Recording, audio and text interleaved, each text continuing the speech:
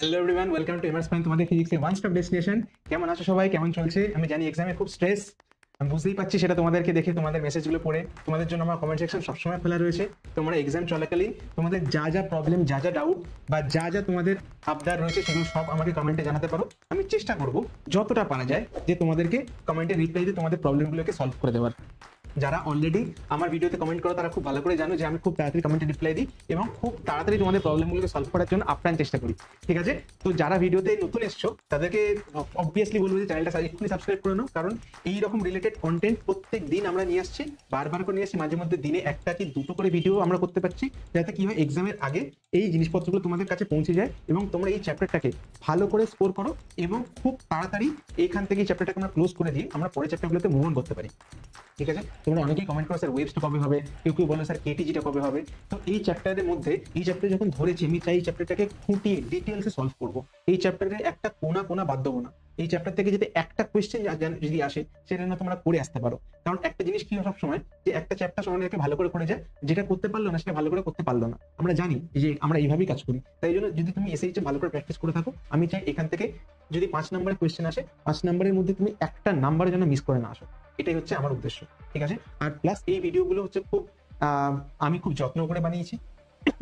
তাই যদি তোমরা কখনো যদি জেই দাও, যদি কখনো যদি নিট দাও বা জেই মেন্স দাও, তাহলেও কিন্তু যে এই টাইপের নিউমেরিক্যালস গুলো যদি ফলো করো তাহলে কিন্তু তোমরা একটা স্ট্রং ফাউন্ডেশন পাবে। ঠিক আছে? তো এই জিনিসগুলো বলা হয়ে রইলো। আর কি বলা হচ্ছে যে তোমরা প্লিজ চ্যানেলটাকে সাবস্ক্রাইব করো, শেয়ার করো, যাতে কি হয় আমরা খুব তাড়াতাড়ি টুকে ফ্যামিলি হতে পারি। আমাদের ফ্যামিলি খুব বড় হচ্ছে, খুব র্যাপিডলি বড় হচ্ছে। আমার দেখে খুব ভালো লাগছে, তোমাদের সাথে কমেন্টে গল্প করতে আমাদের খুব ভালো লাগে।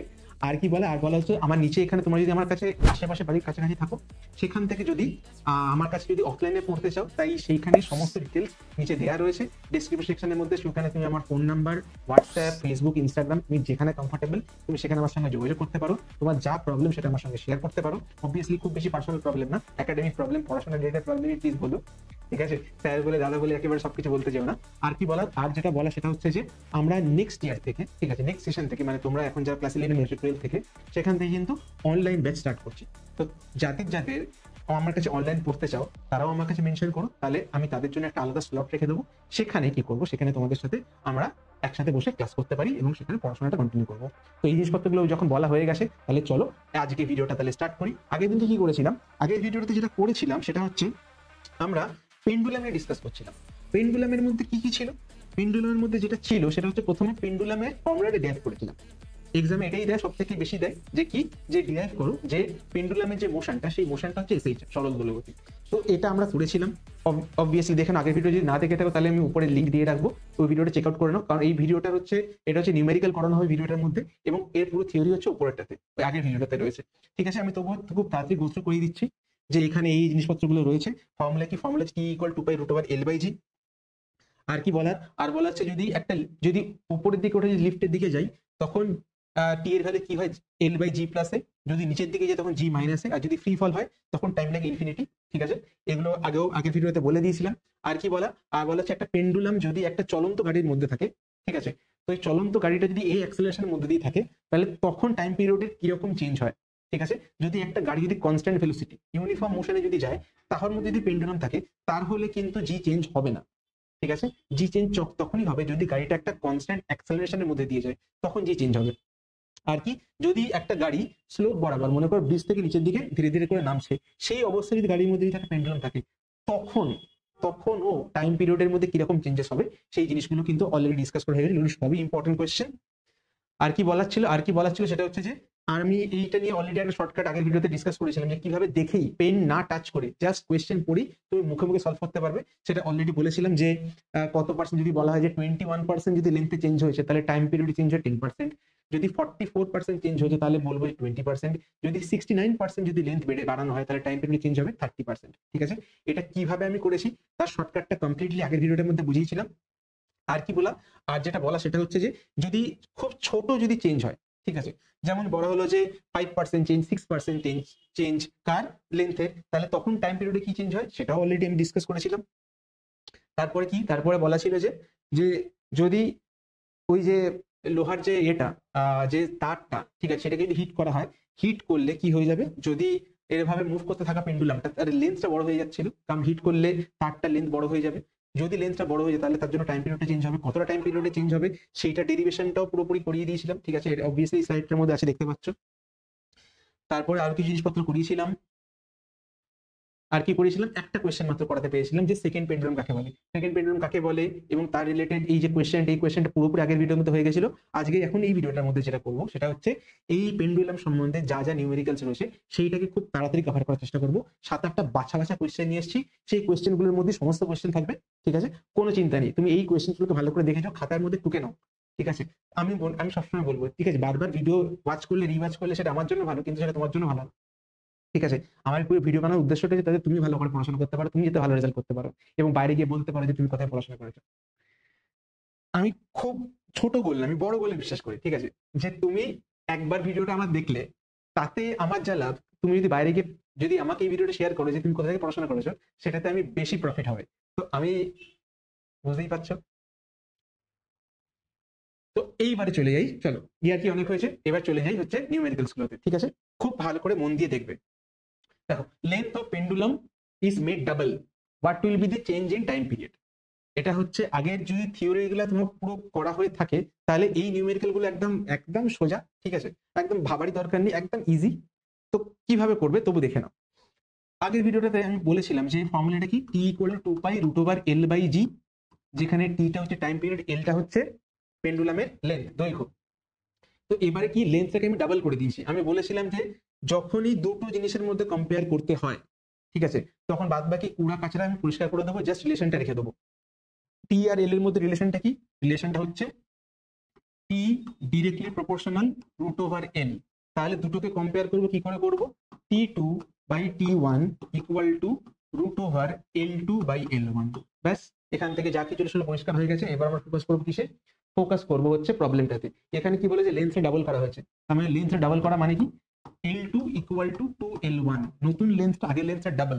তাহলে এটা কি হয়ে যাবে, L2/L1 কি লিখতে পারি আমি, L2/L1 লিখতে পারি 2, তাহলে এটা কি হয়ে গেল √2। তাহলে T2 কি হবে, T2 হবে √2 ইন্টু T1। ক্লিয়ার?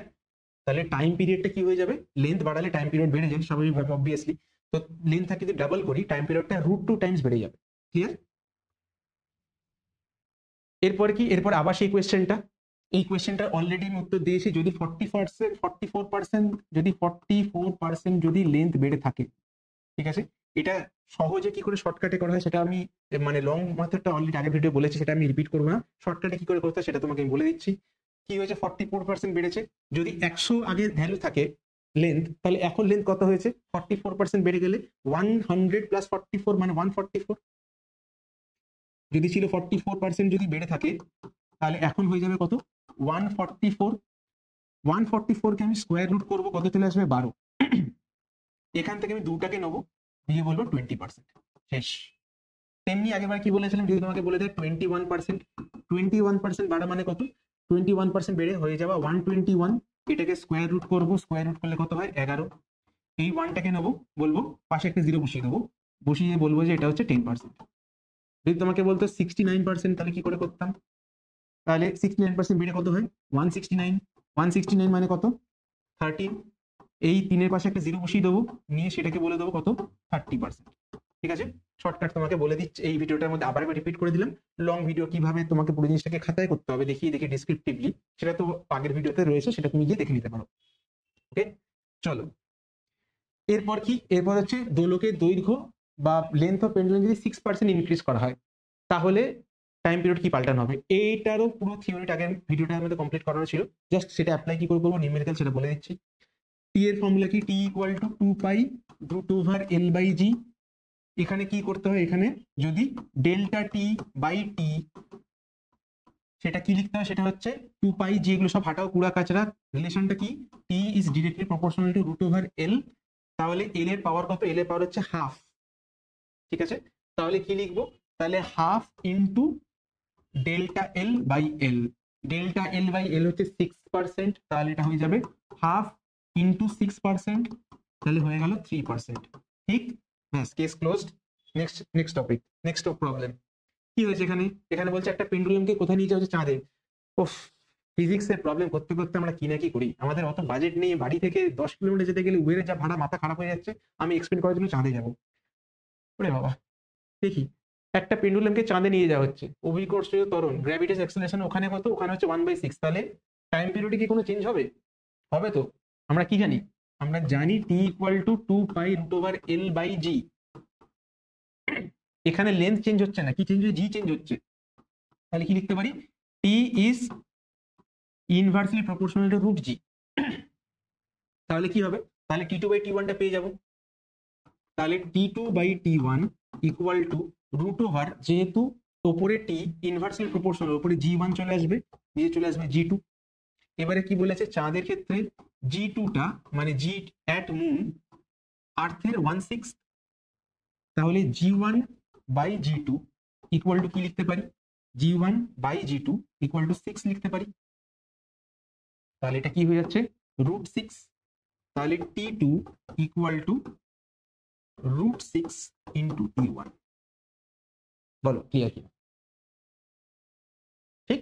দেখো চাঁদে চলে গেলাম, সেখানে এবার দেখো সম্পর্কটা কি, জি যত বাড়বে টি তত কমবে, জি যত কমবে টি তত বাড়বে।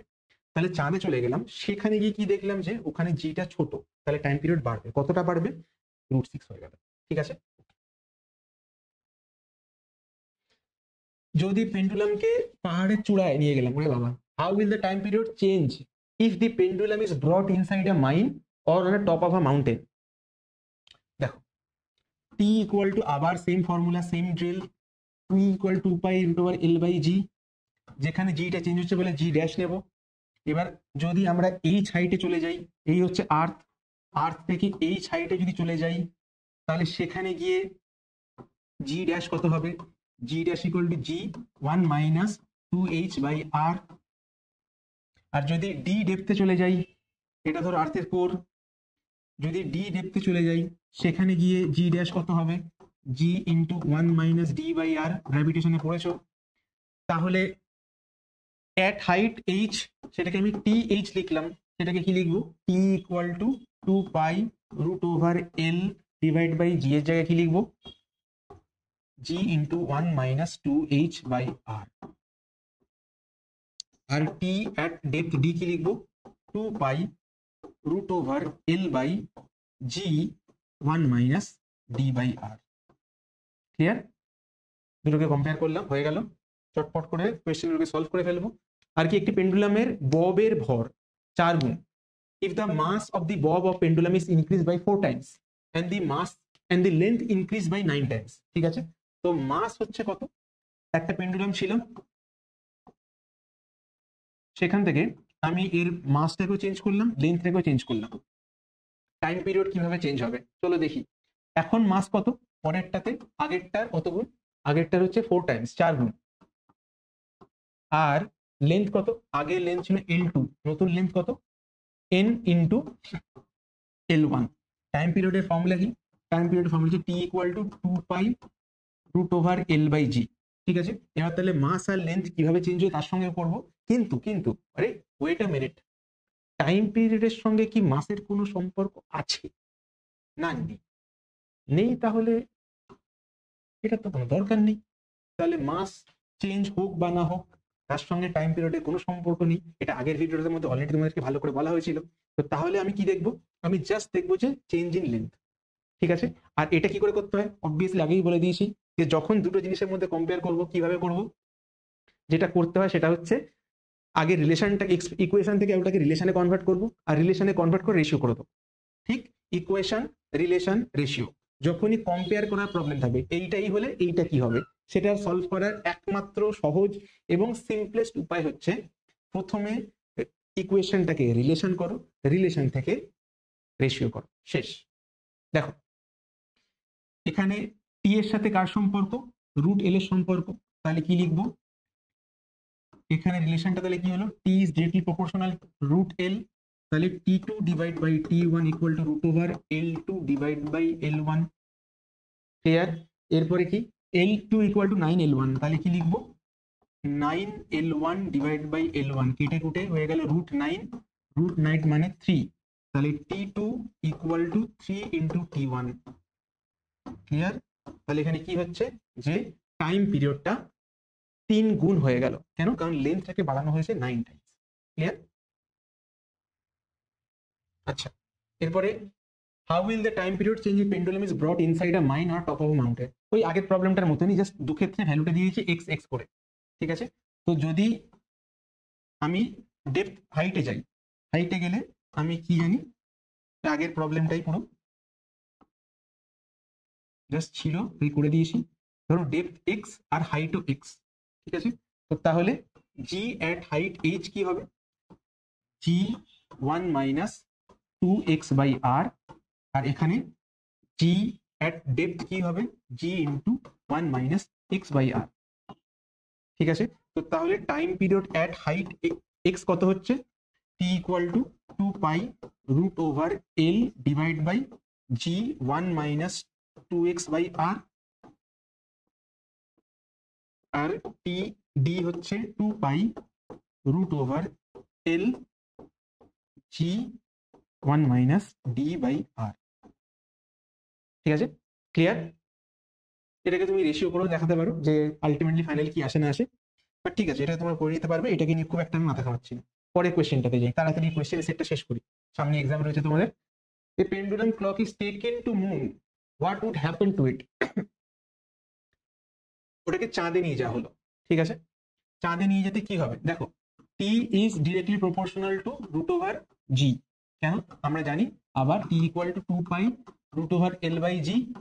তাহলে লেন চেঞ্জ হচ্ছে না, 2 পাই তো একটা জাস্ট নাম্বার। তাহলে আমরা কি করব? তাহলে জাস্ট যেটা করবো সেটা হচ্ছে ইকুয়েশনটাকে আমরা কনভার্ট করব রিলেশনে।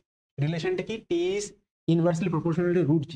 আচ্ছা, তাহলে কি সম্পর্ক? একটা জি যদি কমে তাহলে টিটা বাড়বে, চাঁদে যদি যাই জিটা কমে তাহলে টাইম পিরিয়ড বাড়বে। টাইম পিরিয়ড যদি বাড়ে তাহলে ঘড়ি স্লো হয় না ফাস্ট হয়? এটা হচ্ছে কোয়েশ্চেন। টাইম পিরিয়ড বাড়ছে, ধরো মনে করো তুমি একটা জায়গা থেকে অন্য জায়গায় যেতে সময় লাগো 5 মিনিট। ঠিক আছে, কিন্তু তুমি হঠাৎ করে আজকে সময় লাগালে 6 মিনিট, তাহলে তুমি ফাস্ট হলে না তুমি স্লো হলে? তুমি স্লো হলে। তেমনি একটা টাইম পিরিয়ড যা ছিল সেখান থেকে যদি টাইম পিরিয়ডটা বেড়ে যায় একই জিনিসের জন্য, তাহলে এখন কি হচ্ছে? এখন বেশি সময় লাগছে, তার মানে তুমি স্লো হয়ে গেছো।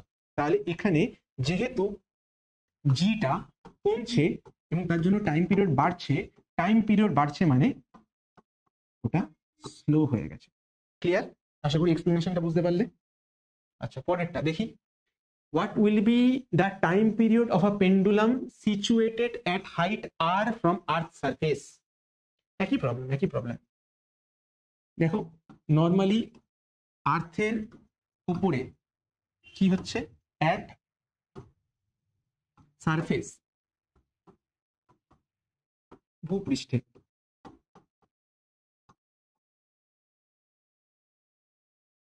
কি হচ্ছে?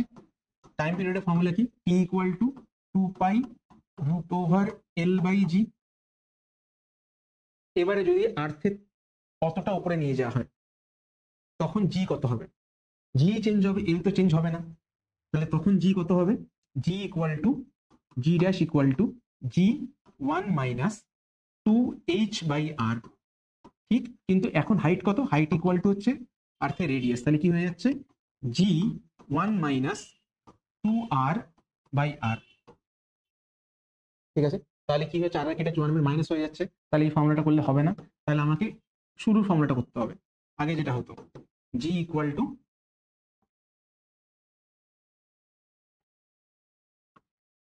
বড় আর হলে তখন এই ফর্মুলাটা লাগে না, তখন আমাদেরকে এই ফর্মুলাটা ইউজ করতে হয়।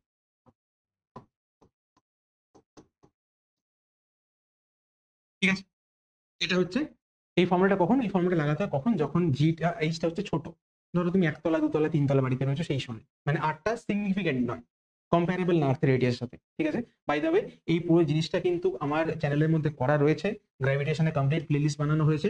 তো তোমরা যখন ফ্রি হবে বা যদি তোমাদের এখনই গ্র্যাভিটেশন যদি তোমাদের রিভাইজ করার থাকে তাহলে তুমি ওখানে গিয়ে রিভাইজ করতে পারো। ওখানে কিন্তু এরকমই প্রচুর কোয়েশ্চেন সলভ করা রয়েছে।